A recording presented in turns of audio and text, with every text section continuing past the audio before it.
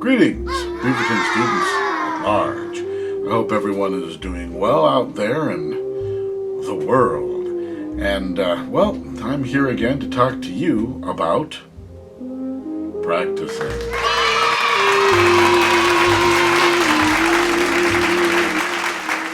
So, I guess you saw, we're going to be talking about reinforcing our fundamentals. So, before we really start talking about the topic, I want to first review what we did in the last video. So, let's take a look at that.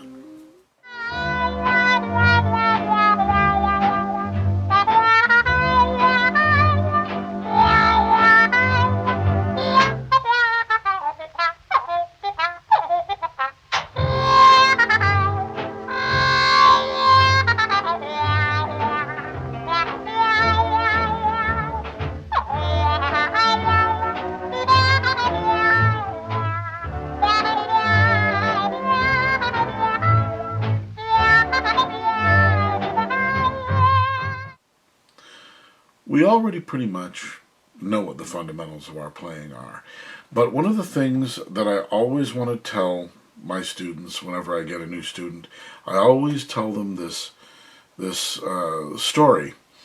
So when I was a young man and I was learning how to play baseball, the coach, said, "Run." Well, I knew how to do that, so we run, and then told to catch the ball, so I catch the ball. I knew how to do that too. And throw the ball. Well, I knew how to throw the ball, and I knew how to use my eye-hand coordination to be able to make contact with the ball and hit the ball into a direction. Now, these were all skills that I had already possessed. I had been using them as long as I can remember. The only one that was really a challenge to learn was how to slide into like second base or third base, because you kind of have to fall down backwards while throwing your feet at somebody at the same time and running, and it seemed like a weird thing to do, and so that one was a bit of a challenge to learn.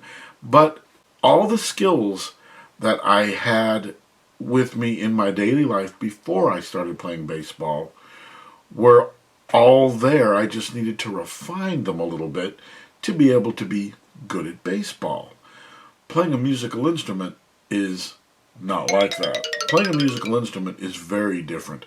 Playing a musical instrument seems like familiar things that we're doing, but it is really atypical of anything we've ever done before.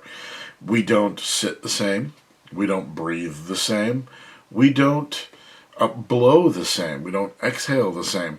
And we're doing things with our fingers, eye-hand coordination, that we don't normally do in life. We might use a typewriter, but that's one finger at a time. It's not all your fingers at once in these bizarre combinations to try to figure out how to make notes come out of your instrument. When we're told to sit properly for music, it's not like sitting properly for dinner, right? It's not like that. We have to sit on the edge of our chairs. We want our back to be straight. But we want our back to be straight, not straight as in proper posture straight. You can see the blue one is what would be considered proper alignment, where the back is slightly curved. But what we do is more like the red one, like military posture. And the reason for that is because we want to be able to make room for our lungs to expand. Our lungs are inside of our rib cage, and if we look at this picture over here, we can see that our lungs are up inside of our ribs, while our diaphragm, when our diaphragm goes down to pull the lungs, to suck the air in, the diaphragm moves toward the front of our body. Now, if our spine is pushing up toward the front of our body, there's less room for the air to expand. So we have to keep our back straight, military style straight, not like proper alignment straight. And we have to drop our diaphragm and breathe deeply, but not like when someone in gym class says breathe deep. Don't do it that way. You breathe down. You want to breathe forward and down to get the most air, and then push it up from the bottom. So even things that we think we know, even phrases and words that we think we know and have definition for, are not the same. It's a new kind of a dialect that we have with our music. It's kind of like the language that you text with is not the language you would write a letter or an email with. And the language that you write an email or text with is neither of those is going to be the kind of language that you would use to write a report to a teacher. It's not the way that you would say a report or deliver an oral report in class. It's not, and an oral report in class, the way you speak that is not the way that you would talk to your friends conversationally. And in turn, your conversational language is not the same dialect that you would use if you were talking to your parents at home. So in music, we have our own little dialect, and we also have our own visual language of circles and lines and dots and dashes and all kinds of madness, as well as all of these different kinds of ways of using our body that are completely foreign, that we would not ever have done in our regular life, like playing baseball. What I want to talk about is the function of our memories. We have conscious memory, we have reconscious, or what we call subconscious memory, and then there's reflex action. Now there's a lot of different kinds of reflexes. The reflexes that I'm talking about are not like the light affecting the pupils of my eye reflex, where it is completely out of my control. I want to talk about a type of a reflex that is a programmed reflex. It's a programmed response. When there's a meme of a baby walking for the very first time and he just falls on his face. Now, when that happens to him, you can bet the next time he falls down, he's going to put his arms out to brace the fall. Why didn't he do it the first time? Easy. He didn't know. He had to experience the fall to program the response for the reflex action. And with music, we're kind of doing that too. We have a certain amount of control over it. That's why it's not truly a reflex. But at the same time, they become more of a subconscious reaction than they are a conscious thought.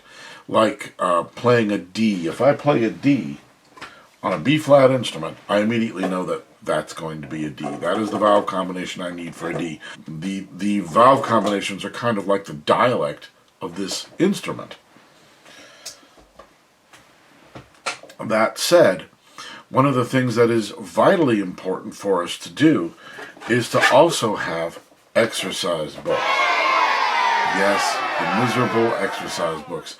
And I still work out of this book, as you can see. I still work out of these exercise books to maintain my fundamentals and my reflexes for playing certain kinds of scale patterns, certain kinds of rhythmic figures as well. All of these things I need to reinforce, and I reinforce those things in my basic warm-up. What happens is we have this slope of performance, and we've built so many different things, and they get so close together that our mind consciously can't think of everything we need to do to be able to produce a note. We let a lot of it go into the automation stage of how we work, of how we play. We rely on it to just be there in our subconscious, in our reflex action. But because it's not a true reflex, you can forget. So you need to reinforce your fundamentals when you practice. The best time to do that is when you go to start your warm-up and when you're doing your scales and exercises. And it's important that you learn your scales properly and you learn your exercises properly as well. Because if you program your brain to play an E flat every time you see a D written, every time that note comes up, you're going to make that mistake. That's why it's important to learn all of your scales and all of your keys and do it in a way that it is automatic, so you don't have to think about it beyond looking at the key signature, and then your brain knows to use all of these combinations that are in that key or for that key until you see an accidental. I hope you found this interesting, and I'll see you next time.